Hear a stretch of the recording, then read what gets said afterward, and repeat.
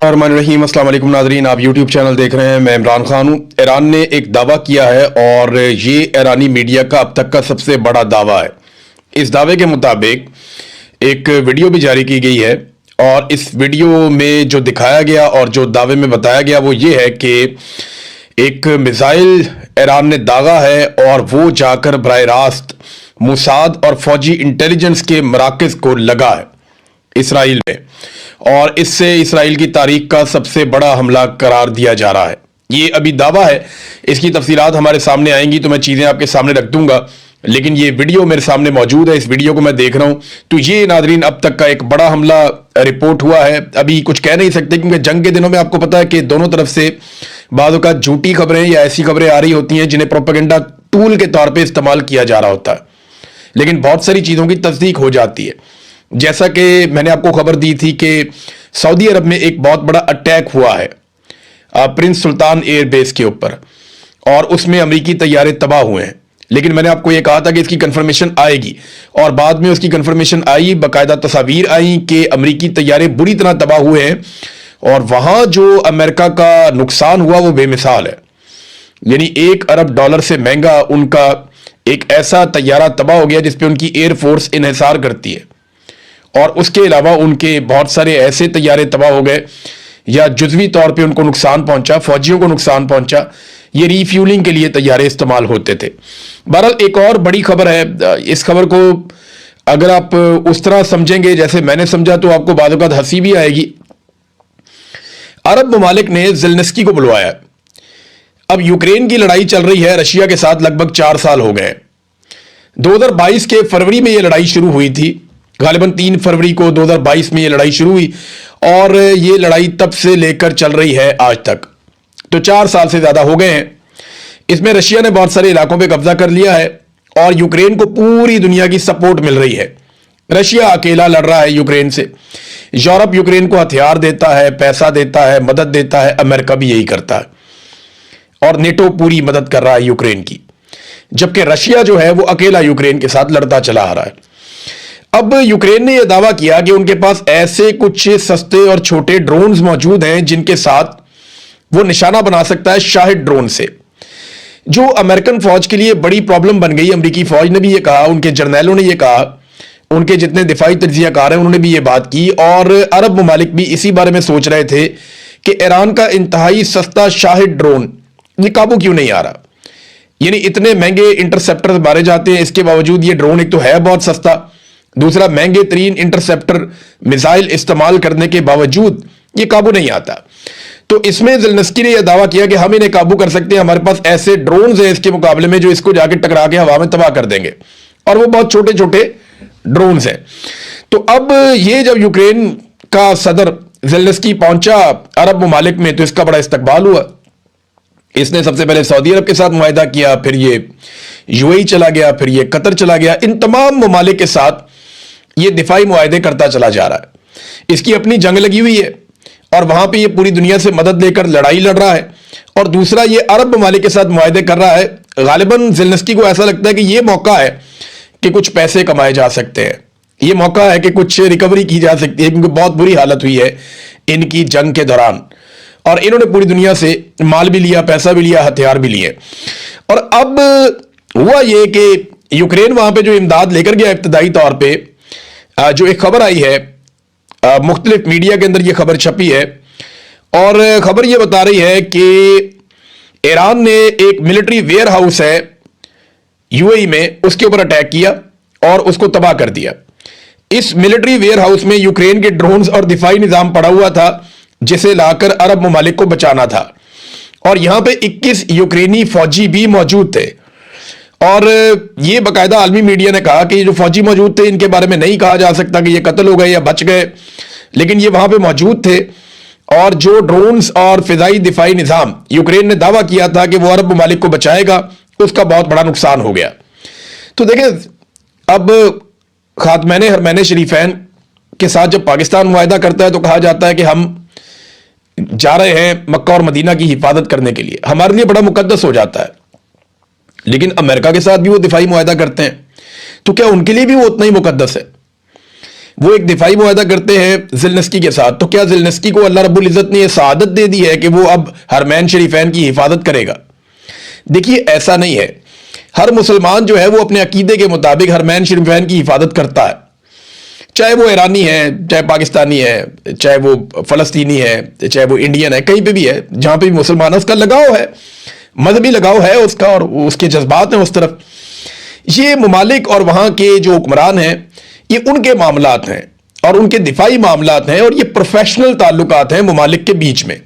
تو اس کو مذہب کا ٹچ دے کے پاکستانیوں کو ہمیشہ بے وقوف بنایا گیا. کبھی کشمیریوں کا، ہمارے مسلمان بہن بھائی زیادتی ہو رہی ہے، ہم کشمیر آزاد کروانے جا رہے ہیں، 70 سال ہو گئے سن کے کشمیر ادھر ہی ہے، اور اتنا بجٹ ہم نے دے دیا، اتنا ہم نے خون پسینہ اپنا پیٹ کاٹ کاٹ کے اتنے ہتھیار بنا لیے، کشمیر کا 1 انچ فتح نہیں ہوا.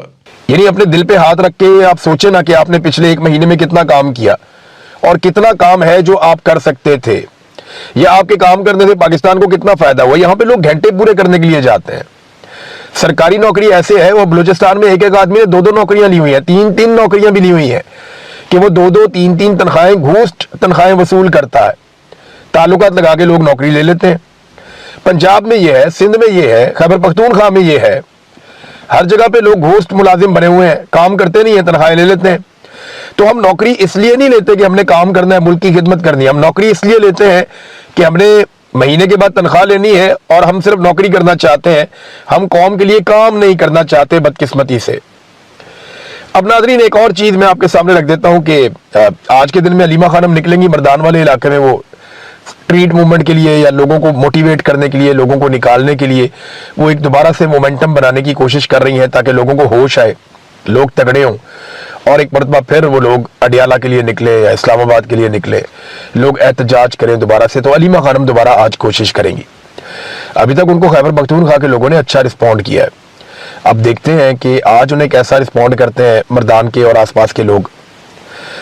لیکن سہیل آفریدی صاحب کے اوپر ساروں کی نگاہیں لگ گئی ہیں، نہ صرف اپوزیشن کی، پاکستان تحریک انصاف کے لوگوں کی، عمران خان صاحب کی فیملی کی، پاکستان کی میڈیا کی، بلکہ پاکستان کی عدلیہ اور حکومت کی بھی یا اسٹیبلشمنٹ کی بھی نظریں سہیل آفریدی پہ ہیں. اسٹیبلشمنٹ نہیں چاہتی کوئی سنجیدہ ایفرٹ ہو عمران خان صاحب کو جیل سے نکالنے کے لیے، یا کوئی نئی تحریک جس کا انہیں سامنا کرنا پڑے، وہ نہیں چاہتے. کیونکہ پہلے بڑی مشکل سے انسانوں کو قتل کر کے اس کو کچلا گیا. اب دوبارہ سے اگر لوگ نکلیں گے پھر قتل عام کرنا پڑے گا، اور اگر نہ کر پائے قتل عام تو چیزیں ہاتھ سے نکل جائیں گی، لوگ اگر بہت بڑی تعداد میں آ گئے تو سہیل آفریدی کا ایک بڑا ٹیسٹ ہے، اور مجھے ایسا لگتا ہے کہ شاید ان کے پاس یہ آخری موقع کی طرح ہے. یہ جو 5 اگست ہے، اگر اس کے اوپر کوئی وہ بہت واضح حکمت عملی دے دیتے ہیں اور لمبا چوڑا اناؤنسمنٹ نہیں کرتے، اور وہ یہ کہتے ہیں جناب بس یہ فائنل راؤنڈ ہے، اب ہم نے ایسے ایسے کر کے کرنا ہے اور اس دن ہم نکل جائیں گے، اگر وہ وضاحت کے ساتھ آ جاتے ہیں تو پھر صورتحال کچھ اور ہوگی. ان کے پاس بھی اب موقع کم رہ گیا نا. تو اسی لیے جو 2 چیزیں ہیں، ایک جو رہائی فورس عمران خان صاحب کی بنائی تھی سہیل آفریدی نے اس پہ، اور ایک جو 9 مئی کے مقدمات خیبر پختونخوا کے حوالے سے ہیں ان پہ آئینی عدالت میں طلب کر لیا گیا ہے، اور یہ کیس وہاں پہ سہیل آفریدی والے لگا دیے گئے ہیں تاکہ سہیل آفریدی پہ دباؤ ڈالا جا سکے کہ جناب اگر آپ نے احتجاج کرنا ہے تو پھر ہمارے پاس یہی رستہ ہے. دیکھیں اس میں ہوگا کیا، جب سہیل آفریدی نہیں پیش ہوگا اس کے بعد احتجاج کرنے آئے گا تو اس کو پکڑ کے بند کر دیں گے. تو ایک وزیر اعلیٰ کو گرفتار کرنا آپ کو بہت بڑی بات نہیں رہے گی پاکستان میں. سارا کچھ ہی انہوں نے کر کے دیکھ لیا. بہت ممکن ہے کہ ایک وزیر اعلیٰ کو ایک دوسرے صوبے سے یا اسلام آباد کی حدود سے گرفتاری کر لیا جائے. آپ نے دیکھا نا کہ علی امین گنڈا پور صاحب کئی گھنٹے غائب رہتے تھے. آج علی امین گنڈا پور وزیر اعلیٰ نہیں ہے، لیکن جب کبھی وہ مستقبل میں کتاب لکھیں گے یا کوئی چیز وہ لکھیں گے یا ان کی فیملی لکھے گی یا ان کے قریبی لوگ لکھیں گے، اگر انہوں نے اس میں سچ لکھا تو وہ بتائیں گے کہ ان کو کون سے افسر اٹھا کے یا بلا کے کہاں لے گئے تھے اور وہاں کیا ڈسکشنز ہوتی رہی ہیں. یہ سارے پول ایک وقت آتا ہے تاریخ میں کھل جاتے ہیں. بعض اوقات جن کے ساتھ ہو رہا ہوتا ہے وہ کھول دیتے ہیں، بعض اوقات جو کر رہے ہوتے ہیں وہ خود ہی پول کھول دیتے ہیں، اور یہ چیزیں سامنے آئی جاتی ہیں 8-10 سال 5 سال 7 سال، اب زیادہ دیر چھپی نہیں رہتی. تو سہیل آفریدی کے پاس یہ ایک موقع ہے. کچھ لوگ یہ خبریں دے رہے ہیں کہ جیل میں عمران خان صاحب کی حالت ٹھیک نہیں ہے. دیکھیں میرے پاس جو عمران خان صاحب کے حوالے سے آخری خبر آئی تھی وہ میں نے اب لگ بھگ 1 مہینہ ہونے والا ہے، میں نے تب وہ خبر دی تھی، لیکن وہ خبر جس نے مجھ تک پہنچائی تھی اس کو بھی یہ خبر جو ملی ہے وہ سورس تقریباً 1-1.5 مہینے پرانی بات ہے. یعنی میں نے آپ کو بتایا تھا کہ عمران خان صاحب کی صحت بہتر ہے، उनकी आंख के मसाइल चल रहे हैं और उन्होंने अपनी बहनों के हवाले से एक पैगाम भेजा था, ये मैंने आपको बताया था। वो पैगाम जो है वो किसी तरह उनकी बहनों तक, उनकी फैमिली तक पहुंच भी गया था। उस वक्त वो वन लाइनर ही था और वो किसी और जरिए से आया था। अब मेरा इस वक्त सवाल ये है कि अभी इमरान खान साहब की सेहत के हवाले से खैबर पख्तूनख्वा और इस्लामाबाद के कुछ सहाफ़ी दावे कर रहे हैं और वो ये कह रहे हैं जी इमरान खान साहब की सेहत अब कमज़ोर हो गई है। ये उनका दावा है। वो ये दावा कर रहे हैं कि ना सिर्फ उनकी सेहत कमज़ोर हो गई बल्कि एक सहाफ़ी ने तो यहाँ तक कहा कि जनाब उनके कोई हाथ कांपते हैं इमरान खान साहब के। अब ये 2.5 महीने में ऐसा क्या हुआ? देखिए, मैं अभी आपको यकीन से नहीं कह सकता कि ये खबरें सच है। बाद औक़ात सहाफ़ियों को यकीन दिला दिया जाता है कि जो खबर आपको दी जा रही है वो सच है, और वो सच नहीं होती, क्योंकि कई खबरें ऐसी हैं जिनको आप सेकंड ओपिनियन आप ले ही नहीं सकते उसमें। मिसाल के तौर पे कोई आदमी आकर आपको ये कहता है कि मैं आपको पूरा यकीन दिलाता हूं, मैं हलफ लेकर आपको कहता हूं इमरान खान साहब को फलाना बंदा मिला है और इमरान खान साहब की ये हालत थी।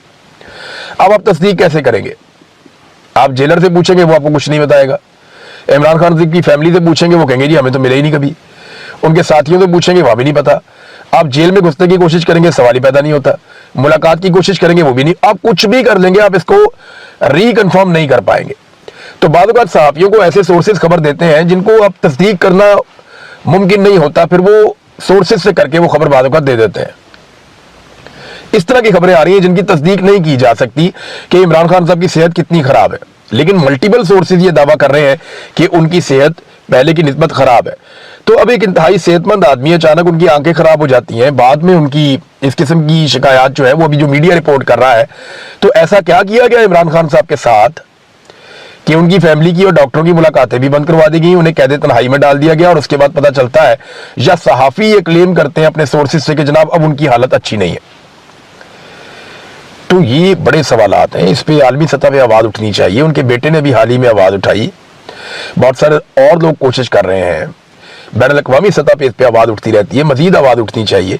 इमरान खान साहब से उनकी फैमिली की मुलाकात करवानी चाहिए, उनके डॉक्टरों की ज़ेरे निगरानी उनका इलाज करवाना चाहिए। जेल से कब बाहर आना है, मुझे नहीं लगता कि इमरान खान को अब कोई जल्दी है जेल से बाहर आने की। जल्दी होती वो आ जाते। जेल का छोटा वाला फाटक तो खुला हुआ है, इमरान खान ने सर झुकाना है, नीचे से बाहर आ जाना है। लेकिन वो कहता है मेरे लिए बड़ा वाला फाटक खोलो, बड़ा दरवाजा। मैं जैसे इज्जत के साथ जेल के अंदर गया था वैसे ही बाहर आऊंगा, पंगा वहीं फंसा हुआ है। तो इमरान खान साहब डील वील करके जल्दी बाहर आने के चक्कर में तो है नहीं, जो बाहर दिखाई देता है। और आखिरी डील की जो कोशिश की गई वो भी उसी तरह की जैसे पहले की गई, और जवाब भी बिल्कुल वैसे ही था जैसे इमरान खान साहब पहले जवाब देते थे। तो उन्होंने तो अपने रास्ते इमरान खान साहब ने बंद किए हैं। तो बात यह कि आपने जेल में रखना है इमरान खान साहब को, तो कम से कम उनको उनके हकूक देकर जेल में रखें, क्योंकि कल को बाकी लोगों ने भी जेलों में जाना है, फिर ये अपने हकूक मांगेंगे तो क्या इनको जवाब मिलेगा। लिहाजा इस बात का ख्याल रखें कि जो आदमी जेल में है उसको उसके हकूक मिले। हकूक सबको मिलने चाहिए। पाकिस्तान पीपल्स पार्टी पंजाब में जलसा करना चाहती है, वो मीनार पाकिस्तान बहुत लंबे अरसे के बाद आए, उन्होंने कहा जी यहाँ पे हमने जलसा करना है, उनका बिल्कुल हक है, उनको जलसा करने की इजाजत मिलनी चाहिए। हर पॉलिटिकल पार्टी वो जिस शहर में, जिस इलाके में, जिस सूबे में जहां चाहे जलसा करना, उन्हें जलसा करने की इजाजत मिलनी चाहिए। लेकिन पीपल्स पार्टी के लोगों ने शिकवा किया कि उनके ऊपर वहां पे कुछ तशद्दुद किया गया पुलिस की जानिब से। ये इंतहाई काबिल मजम्मत है और इंतजामिया ने उनके साथ अच्छा रवैया नहीं रखा। पीपल्स पार्टी के लोग कह रहे हैं जी हमारे रास्ते में रोड़े अटकाए जा रहे हैं। PMLN को पता नहीं क्यों लगता है कि पंजाब जो है उनके बाप की जागीर है। उन्हें पता नहीं क्यों लगता है कि लाहौर के अंदर कोई और जलसा करेगा तो नवाज शरीफ की तौहीन हो जाएगी। यानी अगर नवाज शरीफ लाहौर में जलसा नहीं कर सकता तो इसमें बाकी पॉलिटिकल पार्टीज का क्या कसूर है?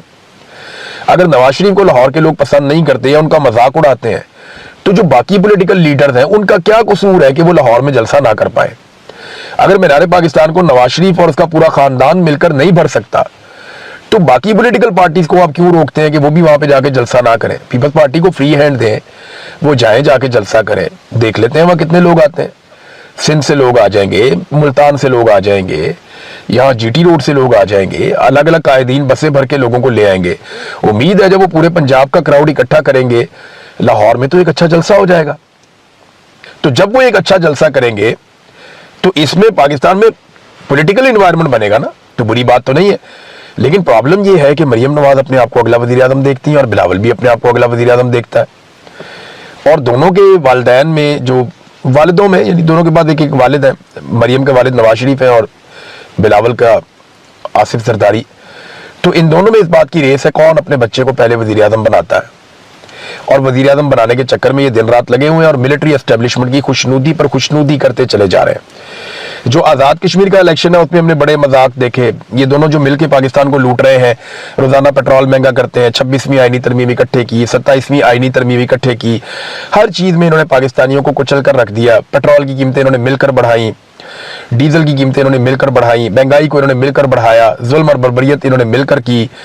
तो अब ये एक दूसरे के साथ नूरा कुश्ती कर रहे हैं वहाँ आज़ाद कश्मीर में, और लोगों को साबित कर रहे हैं जनाब हम तो अपोजिशन। हालांकि बिलावल की वहाँ पे हुकूमत है और नवाज शरीफ की वफाक में हुकूमत है, दोनों लोगों को चूना लगा रहे हैं और दोनों ये कहते हैं जनाब हम तो लोगों के साथ खड़े हैं। हालांकि सवाल ही पैदा नहीं होता कि ये लोगों के साथ खड़े हो। आप देखें ना, लाहौर जहाँ इनकी रिस्पॉन्सिबिलिटी है वहाँ पे एक बारिश ने इनका पोल खोल दिया। अच्छा, बारिश के मामला, ये पानी के मामला, ये नॉर्मली मैं ऐसे जब रिपोर्टिंग करता था तब मैं रिपोर्ट करता था, अब ज्यादा मैं करता नहीं था। लेकिन क्योंकि पीएमएलएन ने हमेशा बारिश के ऊपर सियासत की है, लंबे बूट पहन के ये बाप बेटा घुस जाते थे ऐसे उंगली रख के, तो पानी के अंदर खड़े हो जाते थे। फिर मरियम नवाज ने भी बारिश के ऊपर और ये सैलाब के ऊपर और पानियों के ऊपर इसने भी बहुत सियासत की, नवाज शरीफ ने भी की। तो ये खानदान पिछले 50 साल से अपनी सियासत में लाहौर के पानी के ऊपर जो है ना वो एक सियासत अपनी खड़ी करता है। तो फिर इनको वो पानी दिखाना भी पड़ता है, इनको जवाब भी उन्हीं की जबान में मिलता है जो कुछ ये लोगों के साथ करते हैं। फिर इससे पहले हमारे बहुत सारे सहाफ़ी हैं जो बिजली पे, आटे पे, गैस पे, दालों पे, पानी पे, सैलाब पे, बिजली, हर चीज़ के ऊपर वो बात करते थे, वो अब नहीं करते। तो ये छोटी छोटी चीज़ें जो हैं जो कौम के लिए बड़ा मानी रखती हैं उन पर अब हमें बात करनी पड़ती है। नाज़रीन, भारत में जेनज़ी में हर तरह के लोग आ रहे हैं, यानी ऐसा नहीं है कि वहाँ पे कोई बहुत ज़्यादा को पढ़े लिखे नौजवान है या उनके शऊर का लेवल पाकिस्तानियों से बहुत बुलंद है। कुछ ऐसे इंटरव्यूज आते हैं जिनमें वो बड़ी अच्छी और शानदार बातें करते हैं, लेकिन वहाँ पे टिकटॉकर्स भी आ रहे हैं, नौजवान आते हैं, फिल्मी डायलॉग्स के ऊपर अपनी वीडियोस बनाते हैं, चले जाते हैं। मजाक करने वाले नौजवान भी आते हैं, रक्स करने वाले नौजवान भी आते हैं, इंजॉय करने वाले नौजवान भी आते हैं, रोला डालने वाले नौजवान भी आते हैं, डंडे खाने वाले भी आते हैं, डंडे और पत्थर मारने वाले भी आते हैं। तो ये जो जेनजी है ना, ये एक मिक्सचर है। आप ये नहीं कर सकते, कोई यूनिफॉर्म फोर्स नहीं है कि सारे के सारे बड़े बाशऊर होंगे, सारे के सारे एक जैसे होंगे, सारे के सारे एक जैसी बात करेंगे, नहीं।